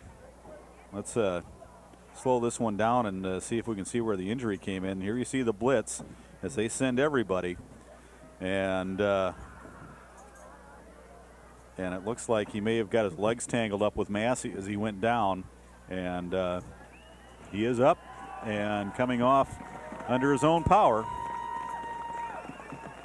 So Jared Massey doing a great job and stopping the drive with 26 seconds left to go. They'll take over 1st and 10 at the 34-yard line.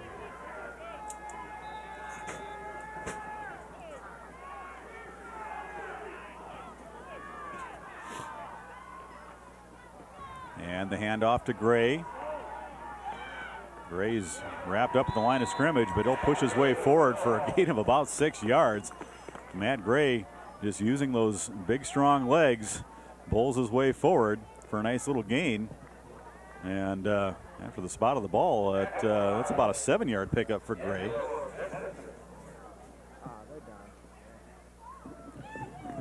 So over 100 yards now for Gray in the game.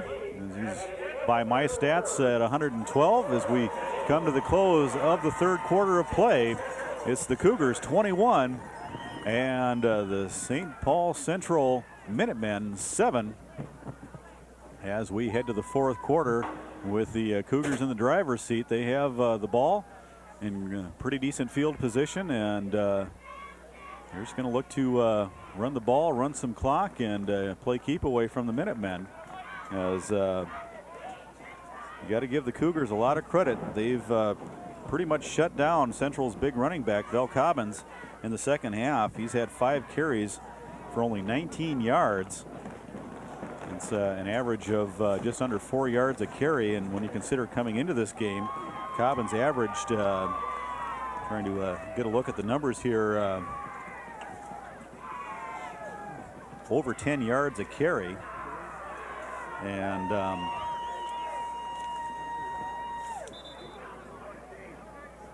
yeah, 10.5 yards a carry and 117 yards a game for an average for Cobbins. And right now he's been held down to about 68 yards, and only 19 of those coming here in the 2nd half. So we'll see if they can hold him down the rest of the way out on 2nd down and 3. Handoff up the middle, and they may have to look at throwing the ball down the field here a little bit to loosen up the Central defense, because they're starting to creep the linebackers forward a little bit, and gain of about a yard on the play. Salazar there, the ball carrier. That's only his 2nd carry of the night. Picks up about a yard. So 3rd down and 2 now, as Salazar and Massey will come off, and Parcell and Gray will be the backs now for the Cougars on 3rd down and 2. See if they run something to the outside here to try to spread the defense out. They do it on the pitch to Gray, and he's going to be wrapped up deep in the backfield by Devontae Duncans, and he'll lose about 3 yards on the play and bring up a 4th down and 5. So Duncan's up to the task as he breaks through. And you had to look for the Cougars to try to spread things out a little bit, as Your last 2 or 3 runs up the middle were just stuffed as Central starting to show a little strength up the middle here. And on 4th down, they will punt it away. This time they go with the punt, nearly blocked. And Thompson, I should say, was back deep, but he's nowhere near the ball. And the Cougars will down it at about the 37-yard line. And that's where Central will take over 1st and 10.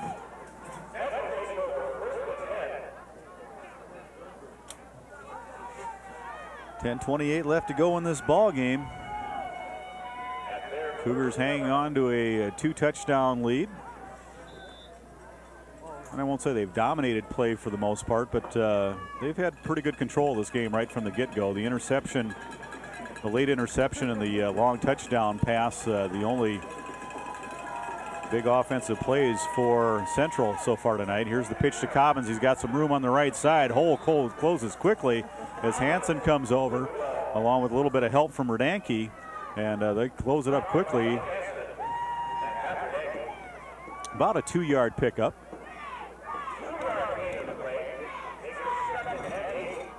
So 2nd down and 8 now as the ball placed just shy of the 40-yard line.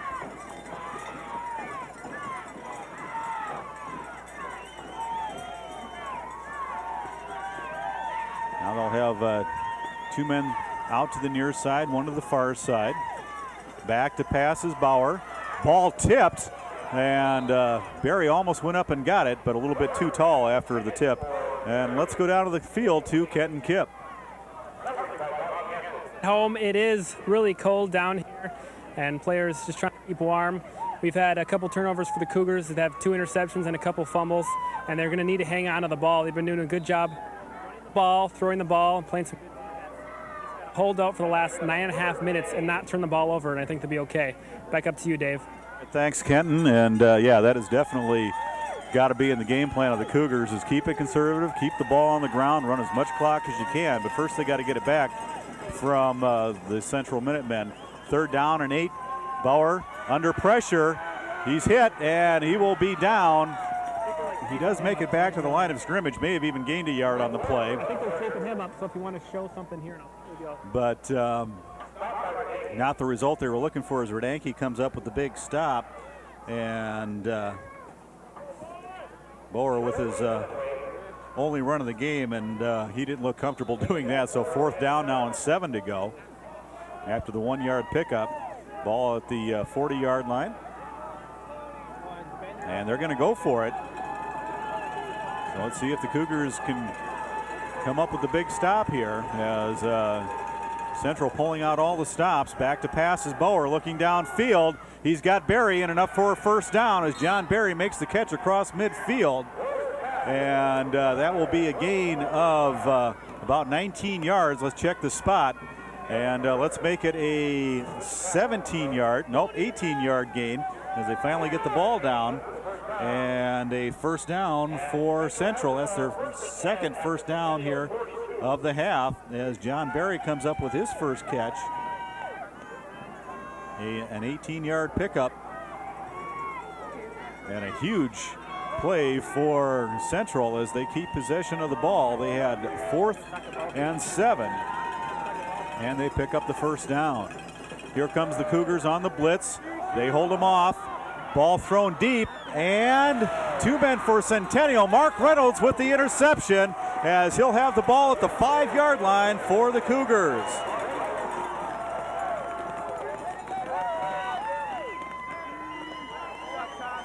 And we'll take another look on the interception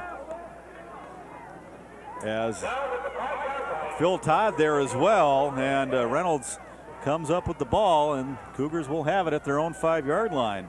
Well, I talked with Mark Reynolds' dad for a couple minutes down on the sidelines before the game, and he was hoping after Reynolds had come off a little bit of an injury to his shoulder a couple of games ago, just before the Totino Grace game, and he was hoping for a big game because he's here videotaping his son, and trying to get some pictures. So nice to see Mark Reynolds come up with that big play. Hopefully Dad got that on film, and let's go downstairs to Kenton Kipp. Well, Cougars Dave, they've been doing a great job all year long, coming up with the big stops when they needed big turnovers. Mark Reynolds, a huge interception right there. Matt Gray, he saw with the does have a banged up elbow. They're probably going to be using Massey a little bit more. Massey's coming off the field right now, but another huge defensive play, and Cougars just have under 8 minutes to play. Hopefully they can. All right, thanks, Kenton. And the handoff this time looks like it's Gray. And looks like he may have made it back to the line of scrimmage. And I'll bring up a third down now, and about 6 yards to go. Let's give him a 1 yard pickup on that. So about a third down and 6 to go. High backfield once again for the Cougars. And this time it's Phil Todd, and he'll be hit hard as he comes to the line of scrimmage. And Todd may have picked up a yard on the play. Well, no gain really. And 4th down and 5 now. Ball just about across the 10-yard line.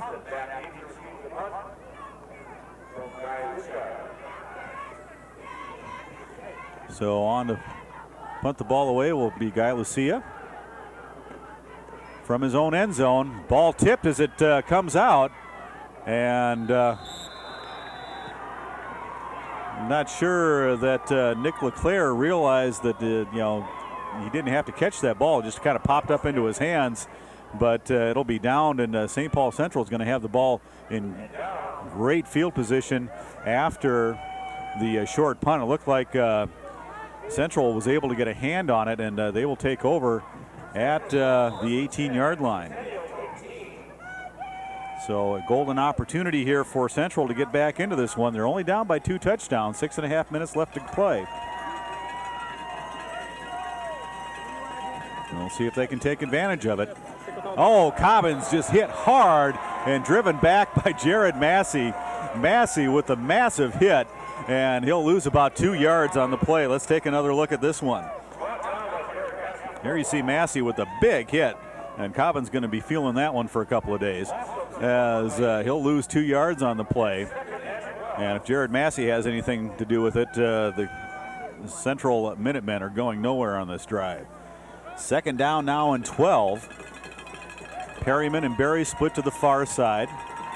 Thompson split to the near side. Lone setback will be Brian McIntosh.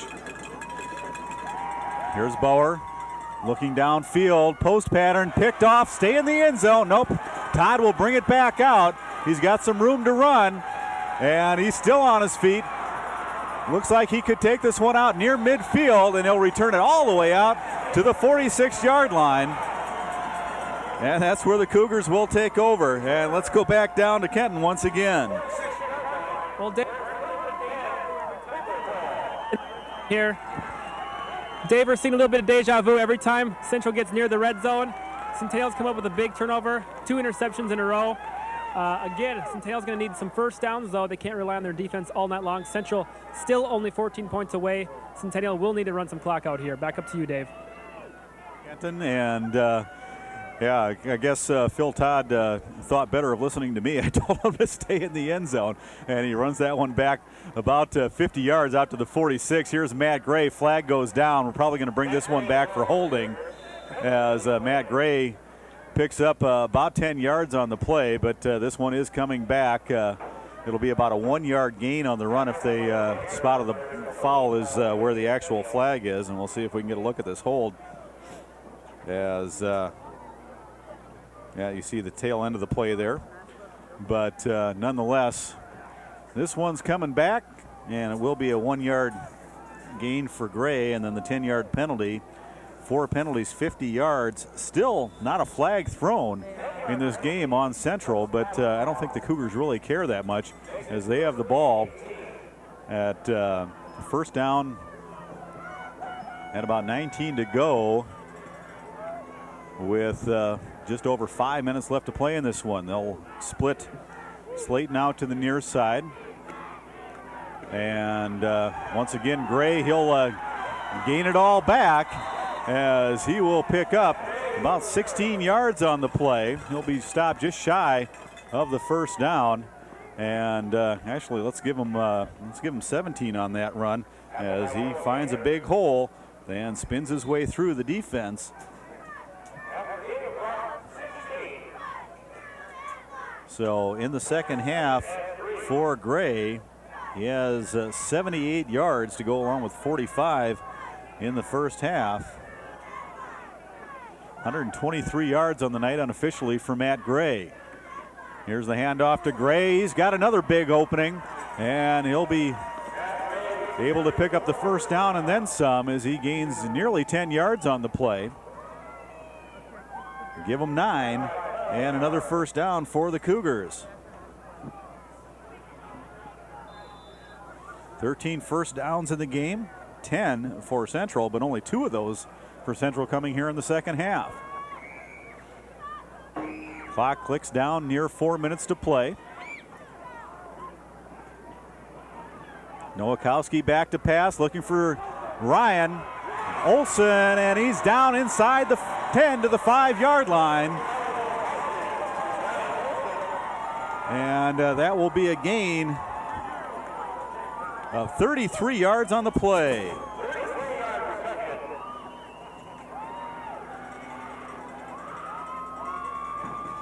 And there you see Olson bringing the ball down near the 5, actually give him the 6, so it's only a 32-yard pickup.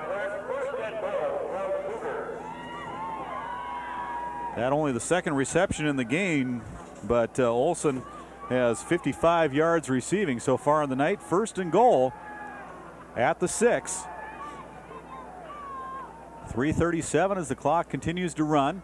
Here's Nate Parcell. He'll be down inside the 5 and actually pushes his way forward, and we have a loose ball, and Central will maintain possession. Let's go down to Kenton Kipp.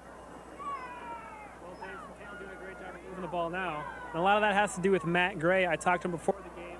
He said he was between 90 and 100% health with his ankle. Matt Gray had his ankle taped. It was the first game that he didn't have his entire shoe taped. So other than the elbow, which affected his Matt Gray, Centennial able to have a lot of weapons, and if they score one more time, that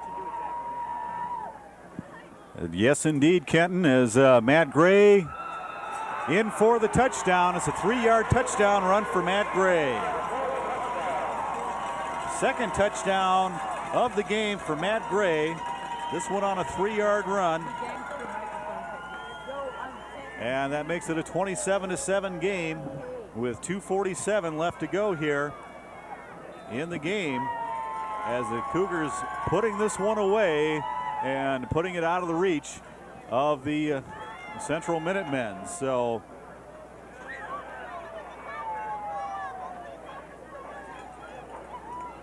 the drive goes 54 yards as the extra point is up and good by Jason Vanselo, and it's a 28-7 ball game. This drive, 7 plays and capped by the 32-yard catch by Ryan Olson. Let's go back downstairs once again to Kenton Kipp. Well, Dave, that's probably going to do it. Centennial able to put one more in, and they got 28-7 lead. It's 3 scores unless Central can come up with some big points. That'll probably do it, but give credit to Centennial. Just another great second half for them. Matt Gray able to run the ball, and just a great job. I'm going to go back into the truck right now. Maybe we'll get an interview after the game, but it's probably going to do it. Thank you, Dave. Go get yourself warm, man, as he's been out there on the field for the second half on this very chilly night here at Centennial High School. But the crowd very warm inside as they're watching their Cougars getting ready to move on to the semifinals here of Section 4, 5A. On the kick, Perryman waits and waits and waits, finally picks it up. I'm not quite sure what he was waiting for there, but nonetheless, he will return it out to about the 16-yard line. And let's get another look as see the ball come down. and Cobbins will miss it. Perryman chases it back, but then kind of stands there, and I think he just wanted to get a good look at how the defense was set up and make sure that things were lined up. So they'll take over at the 17-yard line. 2:43 left to play, and there you see the celebration beginning by the Cougars as the handoff, I believe, was Cobbins. We'll get a look. May have picked up about a yard on the play, and Cobbins was the ball carrier. Cobbins 8 carries, only 20 yards here in the second half, as the Cougar defense has just stepped up and really shut him down tonight, especially in the second half. He had 49 yards in the first half, only 20 here in the second half. Clock clicking down near 2 minutes, and here's the pass caught, and I believe that was Perryman out there on the wing. It was.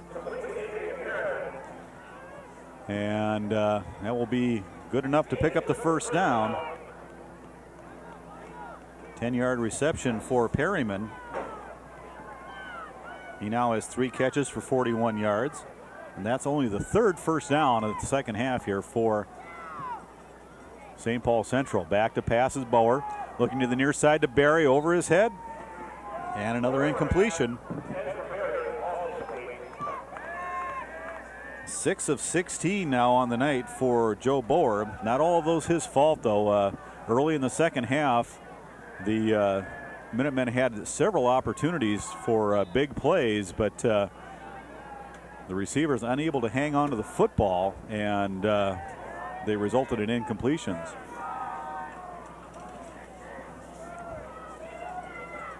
Barghini will split to the near side along with Thompson. 2 men split to the far side. Perryman and Barry off the fake. The handoff went to Perryman on the end around, and he'll be shoved out of bounds. Late hit out of bounds is going to be the call, as he was pushed out at about the 30-yard line. He gained about 2 yards on the carry, and we're going to get a personal foul called as there you see Perryman dipping and dodging,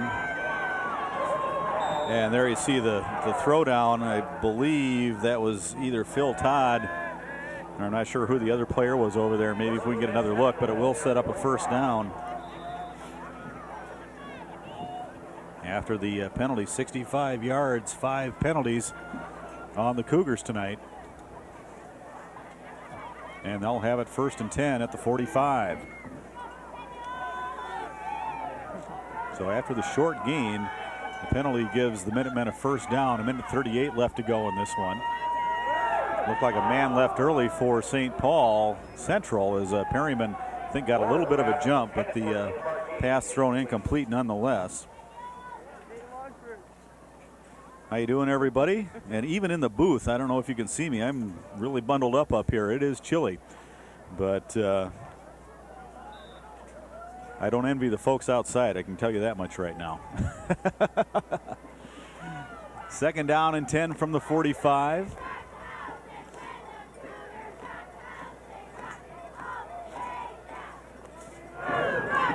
.134 left to go. Here's Bauer back, looking down the near sideline. He's got Perryman in and out of his hands, and that's about the 4th pass that Perryman's had hit his hands tonight and pop out. And if I were the quarterback of this team, I'd be very frustrated right now, as he laid that one right in there where it needed to be. Over the shoulder catch, but off the hands, off the shoulder pads of Perryman. And there was 6 points right there for Perryman if he could have reeled that one in. So 1:28 left to go now. 3rd down and 10 from the 45. And if the Cougars can just keep it clean here the rest of the way out, they should have no problem shutting down the Central offense. 4 receivers out on the pattern now. Bauer over the middle, looking for Perryman. Great catch by Adrian Perryman as he brings it in at the 27-yard line. So a gain of 27 yards on the catch by Perryman.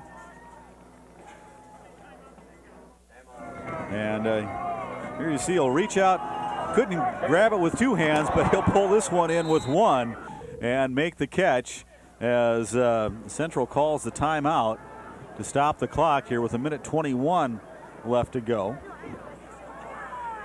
And that was a pretty nice grab. And of course, right after I make the comment of Perryman dropping a few, he makes a sensational one-handed catch and reels it in to make the stop, pick up the first down. So that's the 13th first down now in the game. Most of the first downs of the second half coming on this drive for St. Paul Central. They have 1:21 to work with. Yeah, I'm going over there. Cougars will attempt to keep them off the board for just under a minute and a half.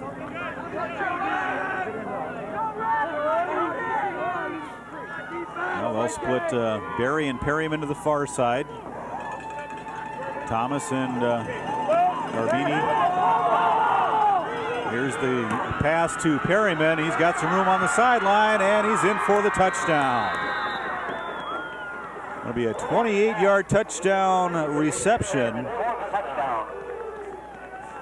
to Perryman. He has both touchdowns for Central tonight. And there you'll see Bauer swinging out to Perryman, and after he dodges the tackle, it's home free as he picks up the score here with 1:13 left to go in the fourth. The extra point is up, and it's good. And we've got a 28-14 game.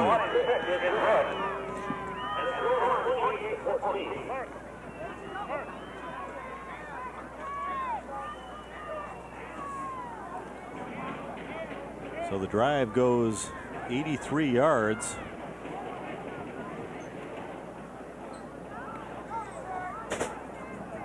Seven plays. And it's a two-touchdown game.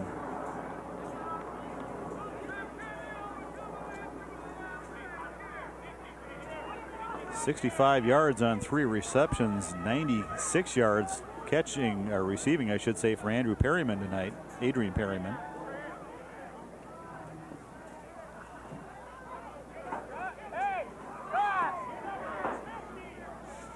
And with that catch, or that completion, I should say, Joe Boer has 143 yards passing on the night, so pretty nice night for him, but they've been in a position where they've had to throw the ball for most of the second half, so Centennial has done an outstanding job of shutting down the running game for Centennial, and that was their strength coming into this one, so they'll be more than happy to give up 143 yards. Here comes the onside kick. And the Cougars will fall on it, and as Mark Slayton there to cover up, and the Cougars will take over 1st and 10 at about their 47. There you see the onside kick, and Slayton with the sure hands gathers it in and covers up, and the Cougars will have it at their 47-yard line. I believe one timeout remaining, as the Cougars actually will burn a timeout now. They want to make sure of what they're going to do. I believe in the game at quarterback is going to be Guy Lucia. And so he's going to come over and talk things over with the coaching staff and make sure that the instructions are clear and that everybody's on the same page. This is not the place where you want to turn over the football. With 1:12 left to go and a 2-touchdown lead. So they'll talk things over and look for the Cougars to take a knee the rest of the way out.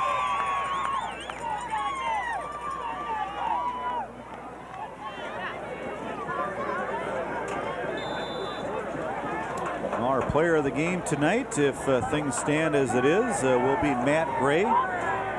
135 yards rushing on the night on 13 carries. A couple of touchdowns. And some clutch running when it was needed. Cougars run it up the middle, about a 3-yard pickup. Central feels that they picked up a turnover there.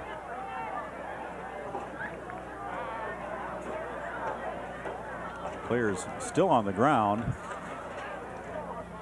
And finally getting up will be Matt Gray as he will add to his total as he picks up another 2. Bring up a 2nd down and 8 now. Clock continues to run. Looks like the Cougars will have to run one more play here.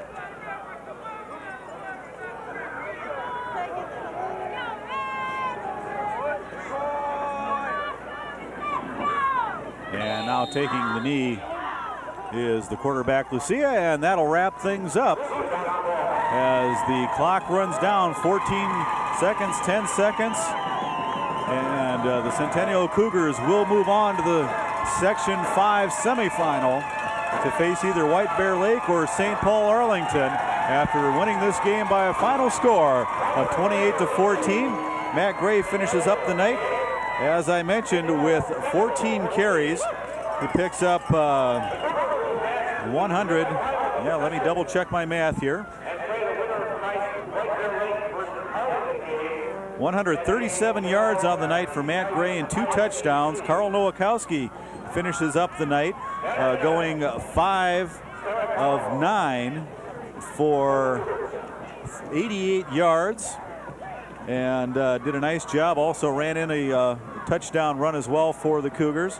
Also got to give a lot of credit to Jared Massey, 20-yard touchdown run to open up the scoring for the night, and he finishes up the night over 100 yards as well, as he did a great job on defense to go along with his offense, and finished up the night with 115 yards on 10 carries and a touchdown as well. So there you see the happy Cougars as they leave the field, and everybody's going to head in. Actually, they're going to have a little team meeting down in the end zone before they head into the nice warm locker room, but this place will clear out quickly as everybody heads home to get warmed up, and we will do the same thanks to my partner for the night, Kenton Kipp, down on the field, and the rest of the crew. And I'm Dave Washburn. Good night, everybody.